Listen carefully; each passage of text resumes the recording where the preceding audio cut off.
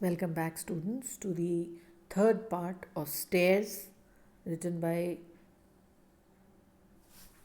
Jayaprabha. Now, Jayaprabha, as I told you already, is a Telugu literary critique as well as a poetess, and she's done beautiful work. But she is one of the pioneer feminists of the literary world of Telugu, and she has written a lot about the plight of the women who suffer in all spheres of life. But she not just deals with the problems, she has tried to give us some solutions as well, some struggles that are faced by the women in general and some in particular. This poem Stairs is all about how every woman has to undergo the staring eyes of the men, how men treat them as a thing, not just as a personality, but as something to be used and thrown, maybe, or just abused. So, this is all about staring eyes, stare to stare, and then begins with the negative tones and ends in positivity and hope of one day the woman becoming strong enough, courageous enough to handle the same situation and bowing the staring eyes of the men in front of her, in her, uh, in front of the personality that she has become. So, as is usual, we always deal with the questions for discussion at the end of the poem. Here in the glossary, we have just two words. First is larvae, and the second is bristle. Larvae, as I told you, are basically insects or maybe animals that have hatched recently and are not fully developed. कीड़े मकोड़े, रेंगते हुए से कीड़े मकोड़े जो हैं उनको लार्वे कहा है यहाँ पे. Bristle is to react angrily, and in fact bristle, if literally, if you know, is to react angrily, yes, but it also is a symbol of a thorn that always bristles in this on your side, maybe. So here bristling is used for a woman because the stairs are bristling, and the poetess is hopeful that one day the whole body of a woman will bristle just like her stairs eyes. The very first question for discussion is that the metaphors that the poet uses all work together to create an image of the stairs as well as those who are staring. What kind of image does she conjure up? Now, in the first 6 stanzas, you look at that particular words that are used to describe the stairs. अगर आप देखें तो क्या क्या बातें वो कर रही है, कौन से वर्ड्स हैं जिनसे स्टेयर्स का डिस्क्रिप्शन उसने दिया है. The individuals who stare and the metaphoric comparisons she draws of the jungle and the poisoned fangs which knife her. यहाँ पे आप सारे metaphors की बात कर सकते हो.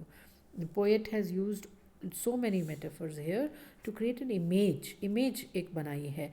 जैसे पहले स्टैंजा में अगर आप देखें तो नीडल शार्प स्टेयर्स ना, उसके बाद अगर आप बाद में देखें लायर स्टेयर्स जो झूठी आँखें हैं ना, and stairs that kind of crawl like larvae on her body, then stares of young and poor and rich and old, then stares that are signaling of the hunger of a drooling dog, जैसे खाने को देखकर लार टपकाता कुत्ता होता है, बिल्कुल उसी तरीके की इमेज फिर दी है इसने. आगे स्टैंजा में अगर आप देखें फिर वुल्फ की बात हुई है, अगली ग्रैब ऑफ अ वुल्फ, जैसे भेड़िया जो है वो नोचने के लिए ही पकड़ता है, वो उनकी बात कर रही है, जंगल की बात कर रही है, और पॉइजन फैंग्स की आगे बात की है. तो दैट मीन्स जगह ऐसे मेटाफर्स का प्रयोग वहाँ पे हो रहा है जो क्या कर रहे हैं, they are kind of conjuring a image in front of us. तो हर एग्जाम्पल के साथ एक अलग इमेज, एक नई इमेज हमारे सामने खड़ी हो जाती है, उभर के आ जाती है, और उसी की चर्चा यहाँ पे हमें करनी है. What kind of image does she conjure up?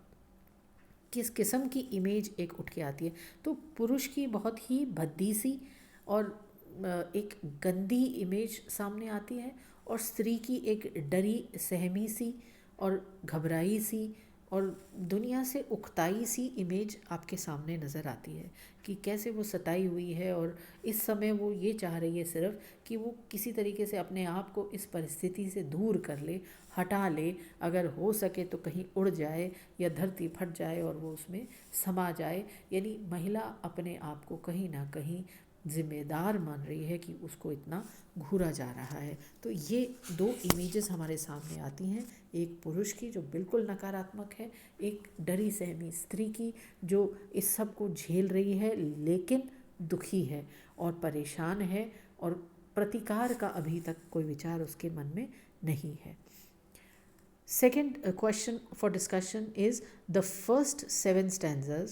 How is the woman figure represented? पहले 7 अगर हम स्टैंजाज को देखें तो वहाँ पे महिला की कौन सी छवि सामने आती है? You have to comment on that, on the passivity which seems to be an attribute, on the reduction of the woman to a body, and how there is a constant thread of fear and helplessness running through the lines. वही चीज़ जो अभी पहले question में भी हमने बात की थी, एक इमेज उभर के जो आती है।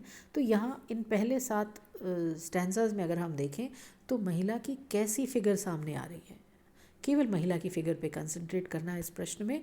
तो आपको एक डरी सहमी सी, पैसिव सी, जो सिर्फ बर्दाश्त कर रही है, यानी जो ज़्यादतियाँ उसके ऊपर हो रही हैं स्त्री उन्हें बर्दाश्त किए चली जा रही है, सहती चली जा रही है, सफ़र करती चली जा रही है, ऐसी एक इमेज नज़र आती है। यानी स्त्री को रिड्यूस कर दिया गया है सिर्फ एक शरीर पे, यानी वो एक शरीर बन के रह गई है जिसका जो मन करे वो उसके साथ कर सकता है, जो मन करे वो उसको देख सकता है, घूर सकता है, निहार सकता है, परख सकता है, आँखों से तोल मोल सकता है।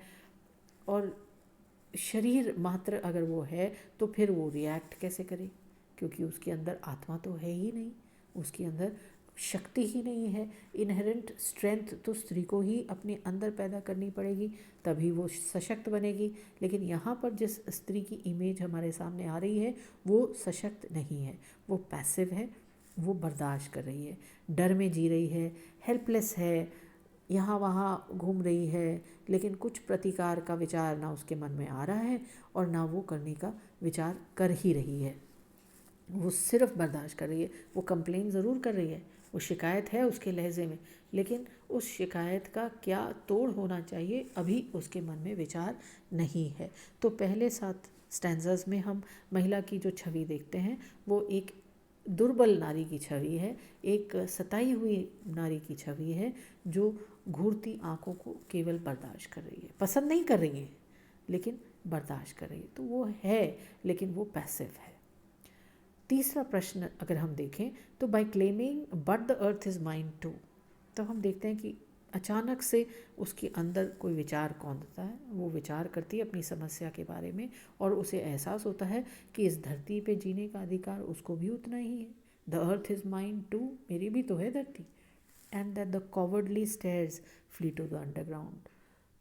और what shift does the poet make, और फिर वो कहती है, कवित्री हमें से कह रही है, the cowardly stares flee to the underground, यानी जो घूरती आँखें थी जो कैसी हैं, वो स्टेयर्स कैसी हैं, वो डरपोक हैं, कॉवर्डली हैं, उनमें इतनी हिम्मत नहीं है कि वो आँखों में आँखें डालकर कोई बात कह सके। तो दे फ्ली टू द अंडरग्राउंड। जब वो ये कहती है कि जैसे ही स्त्री को एहसास होता है कि आँख धरती मेरी भी है, मेरा भी समान का अधिकार है, और उस के तुरंत बाद ही लेखिका फिर हमें ये भी कह रही है कि जब स्त्री को ऐसा एहसास हो जाता है तो ये जितनी भी डरपोक निगाहें जो घूरती रहती हैं वो तुरंत ही भाग जाती हैं, फ्ली कर जाती हैं, वो खुद भागने पर मजबूर हो जाती हैं, हट जाती हैं आपके शरीर से और रसातल में चली जाती हैं। दे फ्ली टू द अंडरग्राउंड, यानी बिल्कुल गायब हो जाती हैं। स्त्री ही क्यों हर बार धरती फटे और मैं उसमें समा जाऊँ करे, पुरुष को भी तो किसी दिन ऐसी शर्म आए कि उसको लगे कि तू क्या कर रहा था, काश धरती फटे और तुम्हें उसमें समा ले, जिससे कि तुम दुनिया तुमको तुम्हारी गंदी नज़रों को ना देख सके।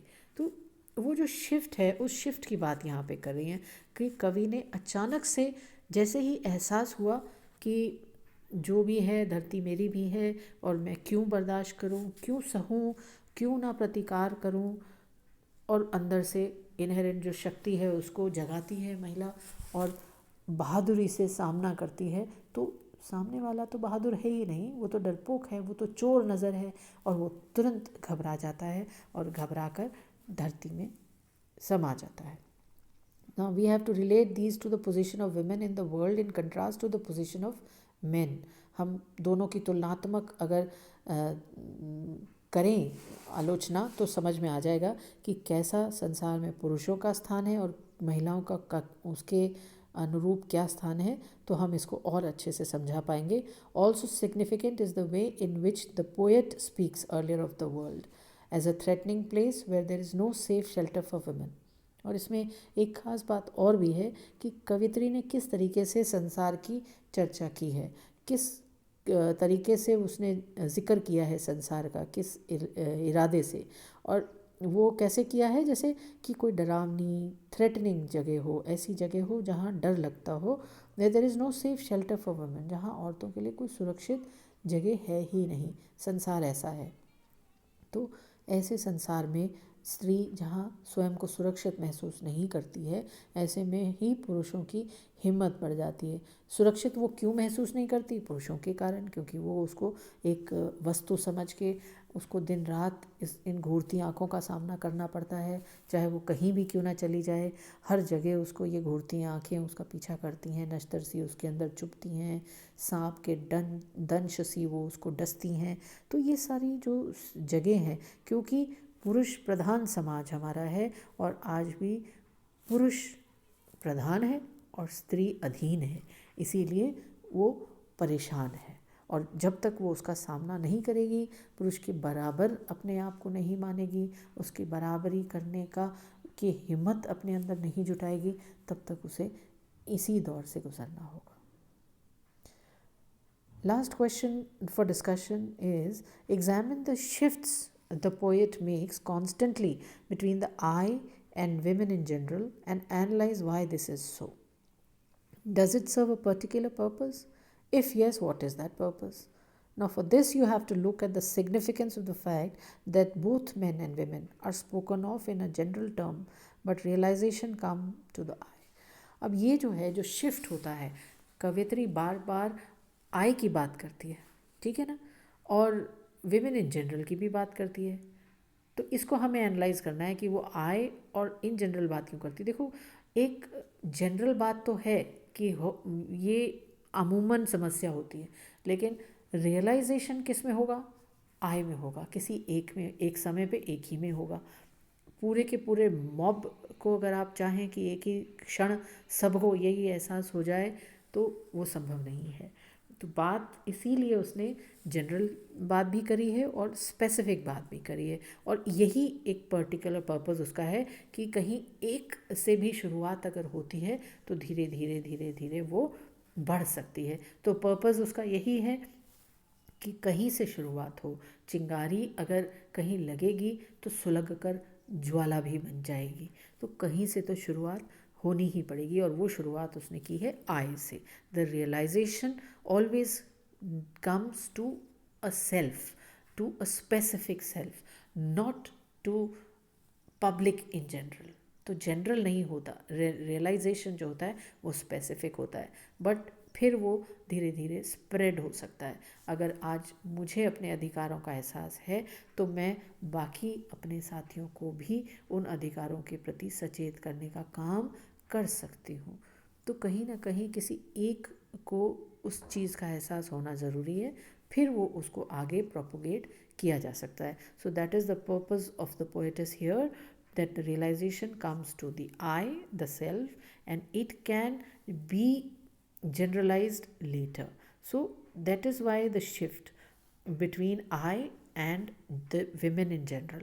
So there is a total shift on a constant shift between I and women in general. And this is how we will attempt to answer this question. I hope I have been excessively explanatory in my endeavor, and I'm hoping that I will get a positive response from all my students. I'm still waiting for your assignments given last week, and please subscribe and make use of these videos and the PDFs that come along with them to cover your syllabuses. Thank you.